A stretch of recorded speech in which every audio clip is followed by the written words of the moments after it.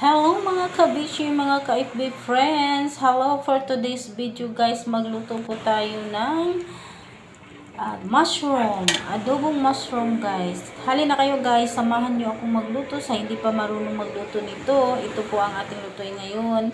Adobong mushroom. Let's go guys. Magluto na po tayo guys. Halina, adobong mushroom.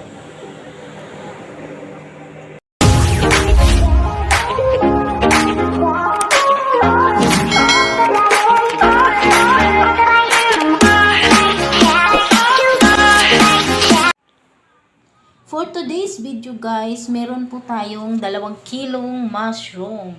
Ayan po guys, linisin mo muna natin guys. Kuhain natin yung hindi na pwedeng gamitin. Ayan, nililinis muna natin first guys yung ating mushroom. Tini-check natin kung baka mayroong sundalo o ano pa dyan. So dapat malinis talaga. Ayan na po guys, tapos na. Ito na po ang ating mga sangkap. Ayan po, lagyan din natin ng pangpalasa. Dapat guys ay lagyan din natin ng sahog. Mayroon akong atay ng baboy at saka ulod ng baboy. Ayan po guys, tapos na nating i-prepare ang lahat. Maglagay din tayo ng cubes. Kayo na po ang bahala kung paano nyo lasahin ang inyong luto. Basta sa akin, iyan po ang aking ginagawa, ang aking hinahalo pangpalasa. Ayan po guys, hugasan natin mabuti ang ating mushroom bago natin igisa. Ayan, mag-start na po tayo. Ayan, maglagay lang tayo ng kunting mantika at maglagay din tayo ng oyster sauce. Maglagay na tayo ng kunting mantika guys sa ating kawali. So yan, mag-start na po tayong mag-isa. Siyempre, ang una natin ginagawa ay yung mga lamas, yung mga sangkap na panakot ang igisa natin. At pagkatapos natin mag-isa yan, lahat ay ilunod natin yung karning baboy na atay ng baboy na ating inahalo. Ayan. Pagkatapos natin mag-isa, lagyan natin ng kunting soy sauce. Lagyan natin ng paminta. At ilunod na natin ang ating mushrooms.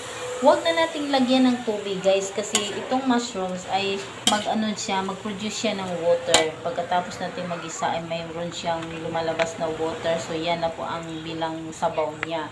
So lagyan na lang po natin ng soy sauce kunti para medyo may sabaw. Ayan, kayo nang bahala magpalasa guys. Basta yan na po ang aking pangpalasa. Ayan, may lagyan natin ng cubes. At syempre hindi natin makalimutan ng oyster sauce. Ayan, ihalo lang po natin at takpan natin pagkatapos. Iwanan natin hanggang kumukulo ang ating ginisang adobong mushroom. Ayan na po guys, kumulo na. Malapit na po itong maluto guys. Ayan, ilunod na po natin ang sibuyas dahon. Ayan, luto na po yan guys. Ito na po ang finished product. Ayan na po mga beshi, kung kayo ay bago pa lang sa aking channel, sa aking Facebook page, ay mag-subscribe at mag-follow na kayo para marami kayong matutunan sa ating mga lutong bahay. Simple pero masarap. Ayan na po guys. Kain na po tayo. Subukan nyo magluto sa bahay nyo guys. Kung mayroon kayong ganito, mushroom. Ayan na po guys. Thank you for watching.